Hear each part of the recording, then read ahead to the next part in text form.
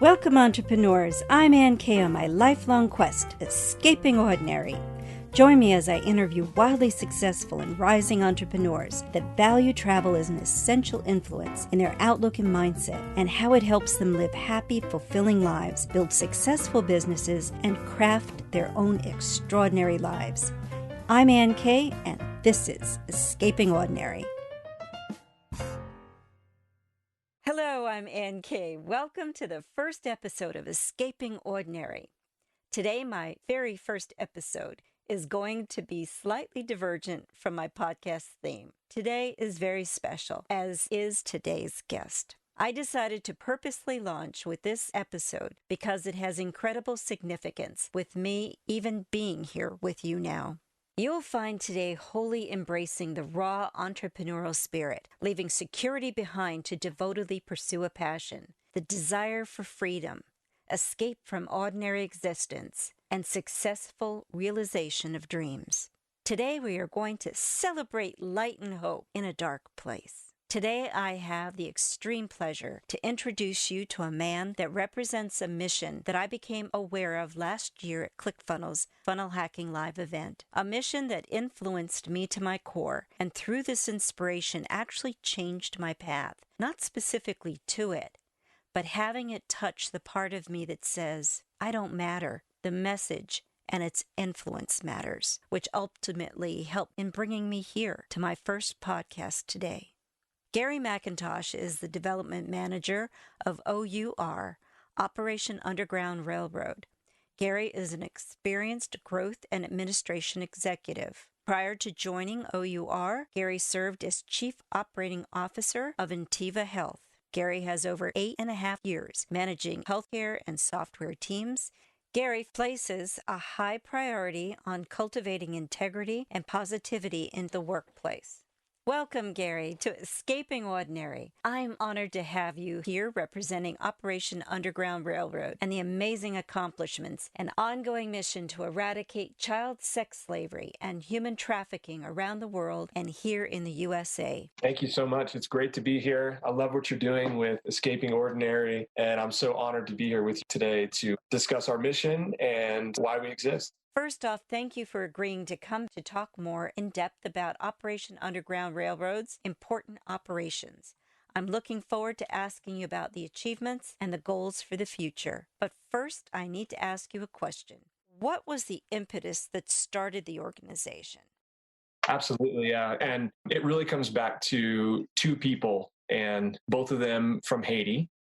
Tim spent about 12 years as a Department of Homeland Security operative. And while he was working for the government, he actually helped dismantle dozens of trafficking organizations that kidnap children and force them into the sex slave industry. Now, before I go on, let me preface this by saying that's usually the point where people start shifting in their seats uncomfortably. But I do believe that it is one of the most important that exists in humanity right now. There's actually more slaves in the world today than there ever have been in the history of the world. And many of them are here in the U.S. as well.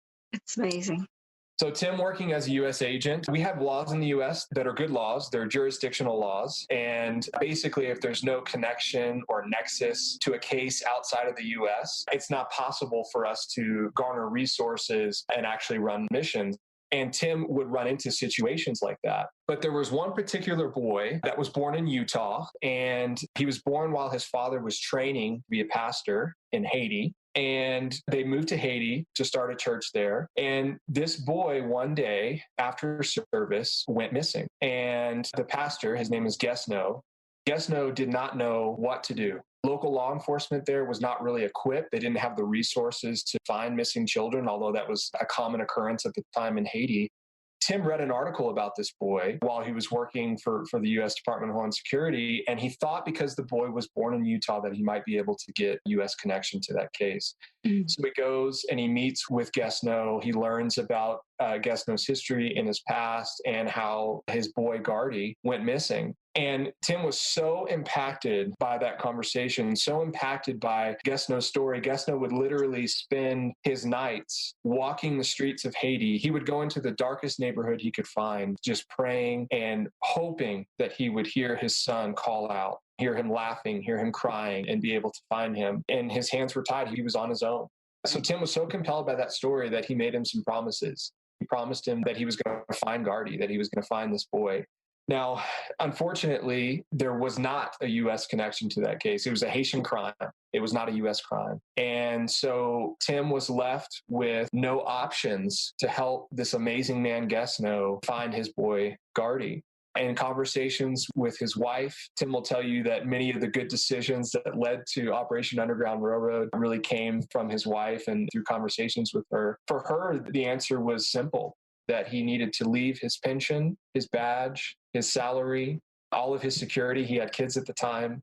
She's an amazing woman. This nonprofit to rescue this boy and others that had been kidnapped. So, I'd love to dig back into this story, but just specifically to answer your question, that was a very defining moment in our organization. It led Tim to actually leave his government job to found OUR. He raised just enough money to do this mission and another mission in Colombia. There was no sustainability plan beyond that. Oh, God. Yeah. So he was really taking a leap of faith and jumping off the edge. And they got a tip of where Gardy might be. They got a tip that he'd been brought to this orphanage. And so they spent a couple of weeks preparing. They brought Gesno on board, who obviously knows sort of the local environment, so he could consult on that mission as well.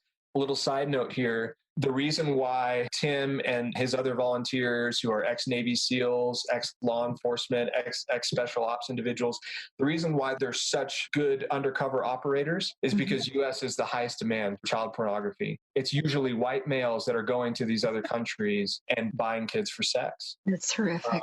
And so Tim, in that sense, fits the persona of somebody who might be in that environment. So he actually goes undercover, him and another individual. They go in with hidden cameras. Their goal is to gather evidence and catch the traffickers in a transaction, right? So actually selling the kids and having a money exchange. And then they use that evidence to then prosecute the trafficker. And at the same time, in that sting operation, they rescue the kids. And they work with the governments now too. That's right. So we're actually working in 25 states in the U.S.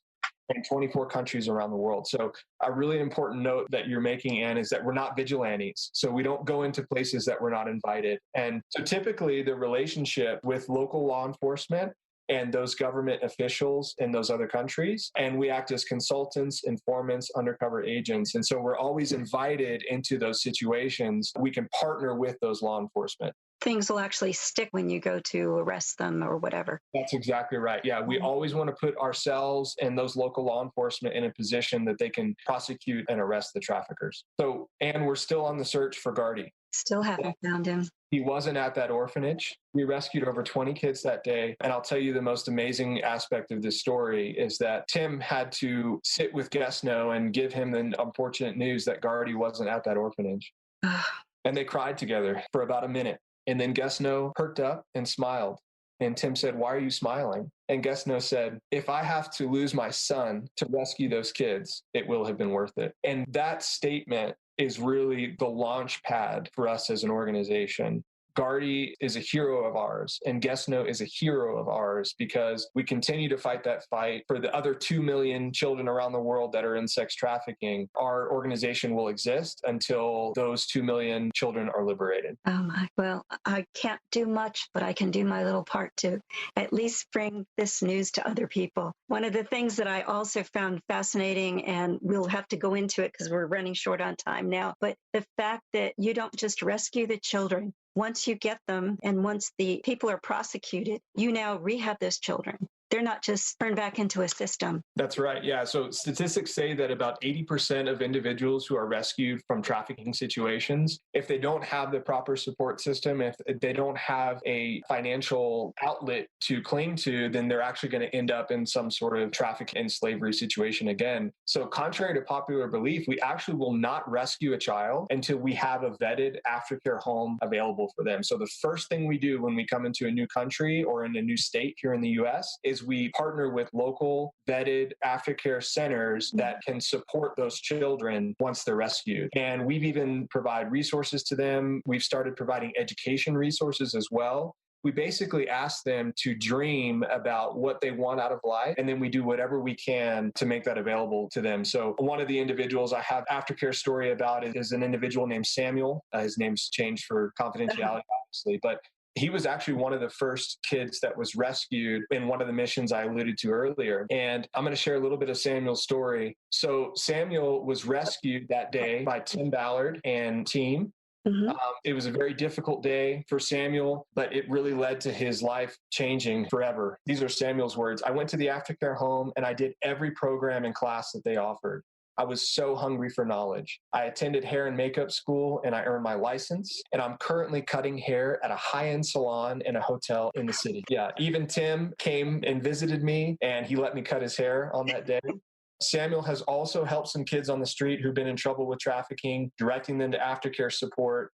He can identify it because he's been there. That was his life, and he knows exactly what to look for. So fighting for others' freedom is part of his lifelong mission. So that's a story from one of our aftercare survivors. I definitely want to go into a few more of those, but right now we are out of time. I just wanted to thank you so much for coming and being my guest, Jerry. You're my first guest and talking about your program that's very close to my heart, Operation Underground Railroad. It's wildly important. It's something that I took to heart as soon as I heard about it. And the fact that you're doing what you're doing with the children afterwards just took it over the top for me. You're my first guest. And talking about a program that is close to my heart, Operation Underground Railroad. It's a wildly important force fighting human and specifically child sex slavery. Problem is listening to you just brought up so many more questions, and I'm glad you're coming back so we can dive deeper into them. Within the horrors of human and specifically child sex slavery, Operation Underground Railroad is a beacon of light that you've become for the children. I'm humbled to do whatever part I can to help others become aware, actually to see the problem that exists here in the U.S. too. When we see, we can then feel how we can help in whatever way we can. It empowers us all. By allowing this inspiring reality of hope to influence us, we get to make positive changes and impact our outlook, our lives, and our businesses. Garry, what event do you have going on tomorrow? You want to tell us about it and also how people can reach you and Operation Underground Railroad so they can help make an impact on the eradication of child sex slavery here and around the world? And I'll put your links in the show comments below. Excellent. Yeah, thank you. So Operation Underground Railroad is participating in a worldwide event called Giving Tuesday.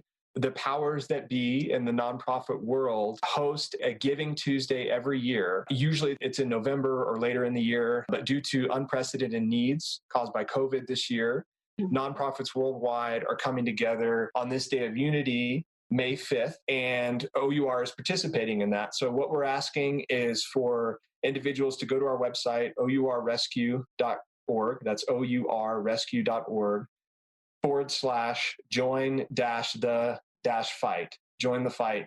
And there's plenty of opportunities there to get involved. We have a volunteer base. We have events scheduled in the future that we would love for people to participate in. We have media, resources, links. We even have Know the Signs, so you can educate yourself on how to identify when trafficking is happening in your community. Many people are surprised to learn that 30 to 40% of the operations that we participate in are right here in the U.S. So it happens in 85% of trafficking situations actually start online. So there's predators online. We have signs and resources to help parents identify and protect their children.